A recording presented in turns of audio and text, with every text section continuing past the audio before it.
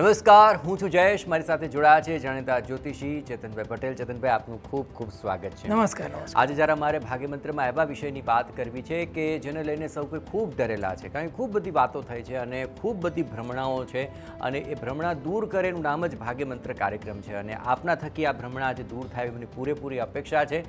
આ વાત છે રાહુ અને કેતુની. આ રાહુ અને કેતુની વાત જ્યારે આવે છે ને, ત્યારે આ નવગ્રહની અંદર સૌથી વધુ પીડા સૌ કોઈને થવા લાગે છે. પછી તે અસર કરતો હોય કે ન કરતો હોય, પણ રાહુ કેતુની વાત પીડાદાયક જણી જાય છે. મારે તો સૌપ્રથમ તો એ જ જાણી લેવું છે કે આખરે આ કુંડળીની અંદર રાહુ અને કેતુ હોય છે શું ખરેખર તે અશુભ છે, અમંગળ છે? એ હંમેશા શું પીડા જ આપે? આખરે કુંડળીમાં એનું કામ બધાને દુઃખી કરવાનું જ હોય છે શું? સાચી વાત છે. જાણવાની વસ્તુ જ આ છે કે હકીકતમાં રાહુ અને કેતુ છે શું કુંડળીમાં, અને લોકો કેમ આટલું બધું ડરે છે. એક વાત બિલકુલ જાણી લેવી, રાહુ અને કેતુને અશુભ ગ્રહ કયા છે. રાહુ ને કેતુને ભ્રમણા ફેલાવનાર ગ્રહ કયા છે. એટલે બહુ ક્લેરિટીથી તમને કંઈ ખબર ના પડે ને તો કોઈ રાહુને કારણે કે કેતુને કારણે બને એવી અમુક ઘટનાઓ છે કે જેને કારણે આવું કહેવાય.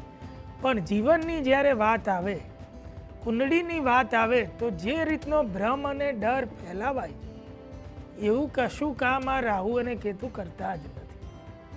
બહુ બધા લોકોને આજે આ સાંભળી એવું લાગશે કે ભાઈ એવું કંઈ કરતા નથી તો એને અશુભ કેમ મનાય છે.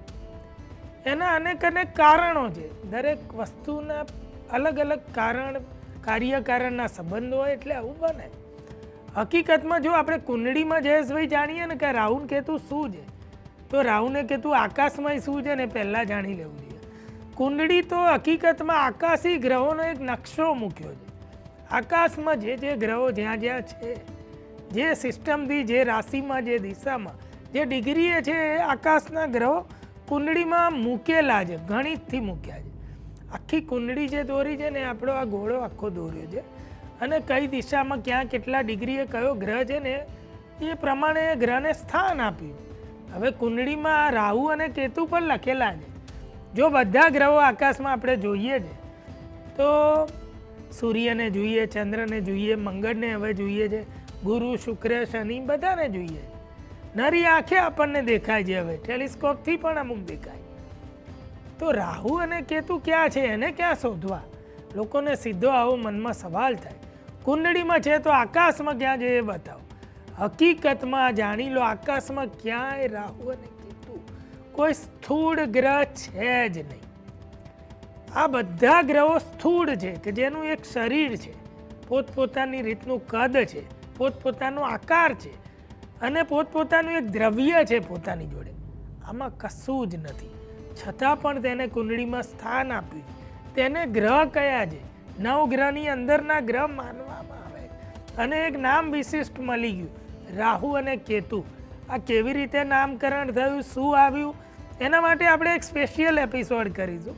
એટલે ખ્યાલ આવે કે રાહુ અને કેતુ આવ્યા ક્યાંથી. પણ અત્યારે આપણે એટલી જ વાત કરી લઈએ કે આ રાહુ અને કેતુ ખરેખર મૂક્યા કેમ? તો આકાશમાં કોઈ ગ્રહ નથી, તેને કુંડળીમાં કેમ લખ્યા અને કેમ આપણા જીવનમાં અસર કરે, ખરેખર શું છે અને ક્યાં છે? તો હકીકતમાં એવું છે કે દરેક ગ્રહો પોતપોતાની ધરી ઉપર ફરે. એ વાત તો આપણે સૌ જાણીએ છીએ. આપણે સૌ ભણેલા છીએ તો અભ્યાસમાં ક્યાંય ને ક્યાંય આવ્યું છે કે પૃથ્વી શું કે અન્ય ગ્રહો શું પોતપોતાની ધરી ઉપર પણ ફરે છે, અને ફરવાનો ક્યાંક એમનો કોઈ માર્ગ પણ છે. આ બે ટાઈપની ગતિ વિશે આપણે સૌ જાણીએ છીએ. આ સાયન્સ, મેથેમેટિક્સ, આ બધું જ્યોતિષમાં ભેગું થયેલું છે, ખગોળ આખું, અને એની માનવ જીવન ઉપર અસર એને બારીકાઈથી ઋષિમુનિ જાણે છે. એટલે એમણે આવું કંઈક કહ્યું છે. રાહુ અને કેતુ એ શબ્દના પ્રયોગ પણ એક અર્થને લઈ થયા છે, એની ચર્ચા આપણે કરીશું. પણ હવે આ છે શું? તો કે સૂર્ય અને ચંદ્ર પોતપોતાની ધરી ઉપર ફરે, અને પછી જે આકાશમાં ભ્રમણ કરે છે, અલગ અલગ રાશિમાં પોતપોતાનું ભ્રમણ કરે. સૂર્ય દર મહિને રાશિ બદલે છે, ચંદ્ર દર 2.5 દિવસે રાશિ બદલે છે. એટલે આકાશમાં એની ગતિ થતી જ રહે.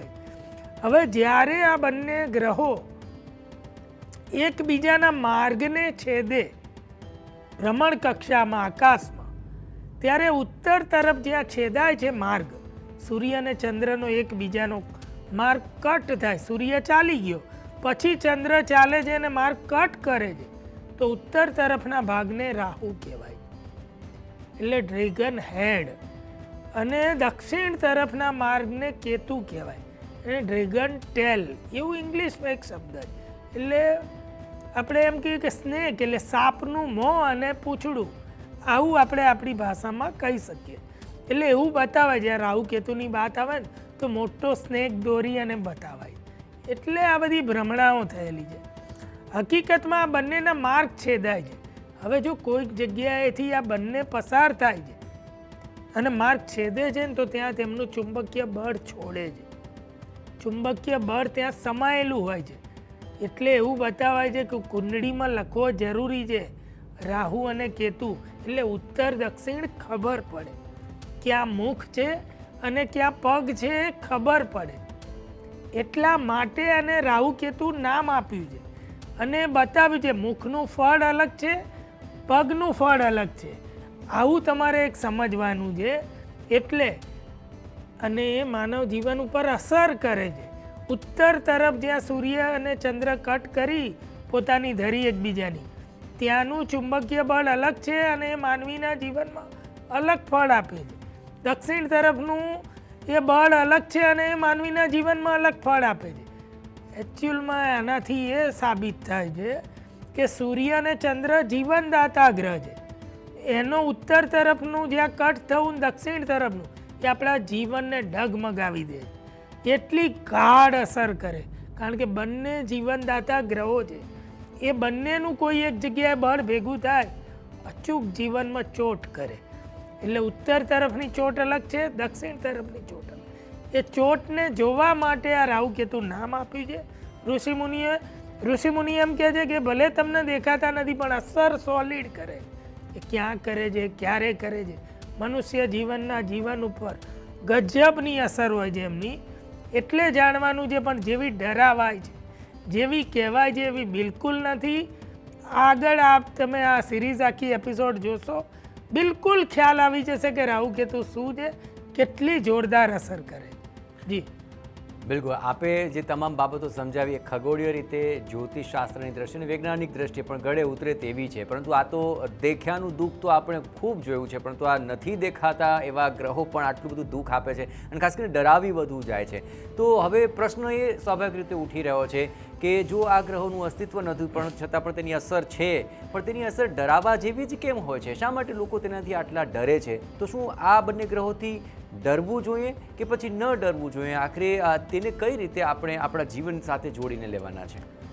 હવે હકીકતમાં એ જાણી લો કે રાહુ કેતુથી ડરવું કે ન ડરવું.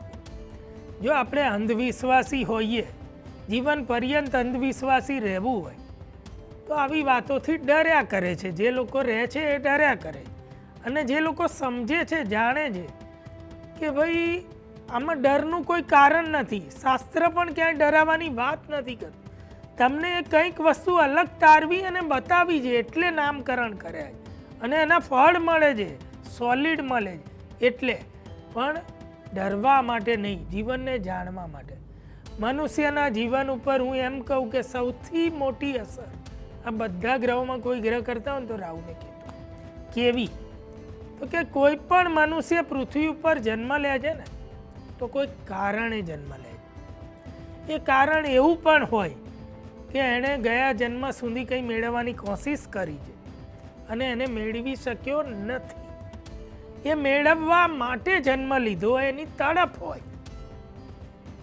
અને એક એવું પણ કારણ હોય મનુષ્ય જન્મ લેવાનું કે જેણે પાછલા જન્મમાં એટલું બધું ભેગું કરી લીધું છે, એટલું બધું મેળવી લીધું છે કે જે તેને હવે મૂકી દેવું છે, એ વહેંચી દેવું છે, છોડી દેવું છે. એનાથી એ ધરાઈ ગયો છે, ઉભાઈ ગયો છે, એટલે એને મૂકવું છે. એટલે મનુષ્ય જન્મ લેવાનું બે જ કારણ હોય, તડપ કે તૃપ્તિ. કે કોઈ તડપ પૂરી કરવાની રહી ગઈ છે તો પૂરી કરવી છે, અને તૃપ્ત થઈ ગયા છે તો તૃપ્ત થઈ જવું છે, બધું મૂકી દેવું છે.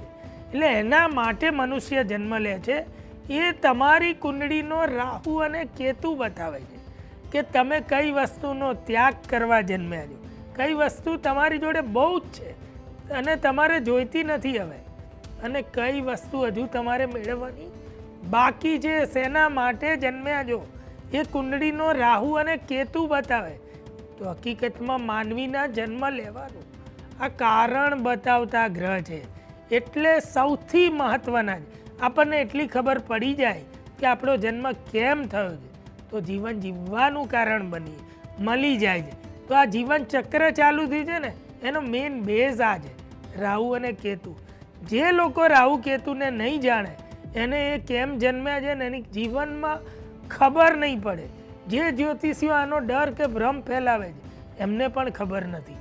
હકીકતમાં આ રાહુ અને કેતુ ઋષિમુનિ એમ કહે છે કે તમે જાણી લો રાહુ અને કેતુ કુંડળીમાં ક્યાં છે તો કેમ જન્મ્યા છો, જીવન લેવાનું કારણ ખબર પડશે તો આ જીવનમાં તમે કંઈક પામી શકશો અને તો આ જીવન એવા એક લેવલે પહોંચશે. આ અસલી રહસ્ય રાહુ અને કેતુનું આ છે. બિલકુલ. તો જીવનની અંદર ત્યાગ અને પ્રાપ્તિ એ બે એવા ધ્રુવ છે કે જો જેને સમજવા રહ્યા હતો અને તો જ કદાચ આ આખું એ જે આભા મંડળ છે, આખું જે ગ્રહ મંડળ છે તે આપણે સમજાઈ જશે અને આપણા જીવન ઉપર તે કેવી રીતે અસર કરે છે તે પણ સમજાઈ જશે. એક વાત તો સ્પષ્ટ થઈ ગઈ કે આ બંને ગ્રહોની અસરથી ડરવા જેવું નથી. તો શું આ બંને ગ્રહો કંઈ ફળ આપે છે ખરા? સામાન્યતઃ તો લોકો એવું જ માને છે કે તે નકારાત્મક જ ફળ આપે છે. શું પણ કોઈ શુભ ફળ આ રાહુ અને કેતુથી જીવનમાં મળે છે ખરા? તમામ જાતકને પ્રાપ્ત થાય છે ખરા? બહુ સાચી વાત છે. રાહુ અને કેતુ જ્યારે વાત આવે ને ત્યારે શુભ અશુભની વાત નથી આવતી. રાહુ અને કેતુ પોતપોતાની તડપ અને તૃપ્તિના નિર્દેશક ગ્રહ છે. એ વ્યક્તિમાં શું તડપ છે એ બતાવે છે અને વ્યક્તિ શેનાથી તૃપ્ત છે એટલું બતાવે. કોઈ શુભ અશુભની વાત જ નથી. તડપ વ્યક્તિની જીવનના અલગ અલગ બાબતોની હોય, એ અલગ અલગ બાબતો બતાવે છે કઈ વસ્તુની એને તડપ છે, શું મેળવવું છે અને શું ત્યાગી દેવું છે અથવા શું તેના જીવનમાં તેને બહુ જ મળ્યું છે અને મળતું રહે છે કે જેનાથી એ ઊભી જાય એટલું બધું મળે છે. એટલે આ જ બતાવે છે, કોઈ શુભ અશુભનું ઇન્ડિકેશન જ નથી, જીવન જીવવાની રાહ બતાવે છે. આપણે કેવળ કુંડળીના રાહુ અને કેતુ પૂછી લઈએ કોઈને 200-500 માણસની વચ્ચે તો એટલું ખબર પડી જાય કે એ માણસ શું કરવા જન્મ્યો છે અને શું તેની તકલીફ છે. આપણે એની પણ આખી છણાવટ કરીશું તો દરેક દર્શક મિત્ર પોતે જાણી લેશે કે પોતાનો જન્મ આ રાહુ જોઈને કેમ થયો છે, આ કેતુ જોઈને જાણી લેવાશે કે શું મેળવવું છે. એક સિમ્પલ ખાલી એક દાખલો આપી દઉં કે ધારો કે આપણા PM છે નરેન્દ્ર મોદી, એમની કુંડળીમાં કેતુ સૂર્યની સાથે 12મે છે.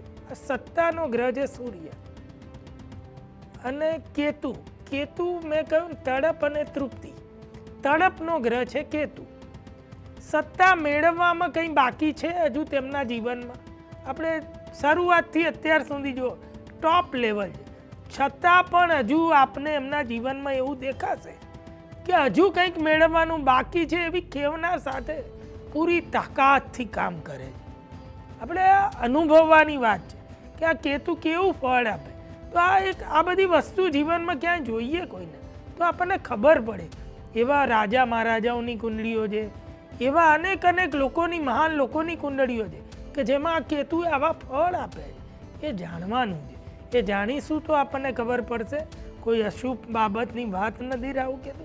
આપણા જીવન ચક્રની એ બેઝ છે, ધરી છે, એના ઉપર આખા જીવનનો આધાર છે. બિલકુલ. આપણે જેવી રીતે વાત કરીએ સૂર્ય અને કેતુની, એવી જ રીતે જો સૂર્ય અને રાહુ સાથે હોય પણ આખરે કયા ઘરની અંદર તે સાથે છે તેનાથી શું આખરે ફળની અંદર કોઈ ડિફરન્સીસ આવી શકે ખરા? હવે જ્યારે રાહુ કેતુની વાત આવે ને 12 ભાવમાં અલગ અલગ ફળ આપે છે અને અલગ અલગ ગ્રહ જોડે હોય તો અલગ અલગ ફળ આપે છે. પણ કેવળ આપણે એટલું તો કહીએ કે દરેક ફળ અલગ છે, એકબીજાથી બિલકુલ વિરોધાભાસ કે વિપરીત હોય છે. બધું અલગ છે કારણ કે 12 ભાવની અંદર આપણી આખી દુનિયા છે.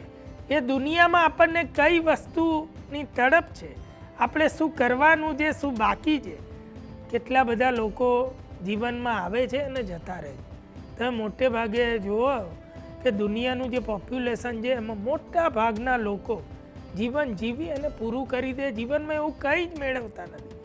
જીવનમાં સફળતા સિદ્ધિને જૂજ લોકો પામે છે, કારણ કે જૂજ લોકોને ખબર છે પોતાના જીવનનું રહસ્ય, કે શું કરવું છે તેણે. એવો એનો ગોલ, એ વસ્તુ શેના માટે જન્મ્યો એ એને જાગેલો વ્યક્તિઓ એ પામે છે. બાકી અન્ય લોકો આવે છે ને જાય છે. આ જ મોહ માયામાં આવી ફસાઈ અને પૂરું થઈ જાય જીવન. ખબર નથી પડતી કે જન્મ શેના માટે લીધો છે. બસ એ જાણવા માટે આ રહસ્ય છે રાહુ અને કેતુ, એ જ જાણવાના છે. એ જાણી લેશો તો જ ખ્યાલ આવશે કે કેટલું આ શુભ ફળ આપે છે જણાવીને. તો આખરે એક વાત તો સ્પષ્ટ થઈ ગઈ કે રાહુ અને કેતુ તે દેખાતા નથી, પરંતુ તેની અસર ચોક્કસ છે. પરંતુ હા, તેનાથી ડરવાની જરૂર નથી. આપને જીવનમાં શું જાણવું છે અને શું માણવું છે તે જો આખરે આપને કોઈ પણ રીતે જાણી લેવું હોય તો રાહુ અને કેતુને સમજી લો, અને તેના શુભ ફળની પ્રાપ્તિ માટે જે 12 જગ્યાઓ ઉપર તે ક્યાં બિરાજિત છે તે સમજી લેશો તો આપને આપની પ્રાપ્તિ અને આપને શું મેળવવું છે તે તમામ બાબતો આપને સમજાઈ જશે. અને ખૂબ શાસ્ત્રીય રીતે, વૈજ્ઞાનિક રીતે આ બાબત આપની સમક્ષ ચેતનભાઈએ રજૂ કરી છે. ચેતનભાઈ, આપનો ખૂબ ખૂબ આભાર. નમસ્કાર. તો ફરી મળીશું આવા જ રસપ્રદ વિષય સાથે. ત્યાં સુધી રજા આપશો. નમસ્કાર.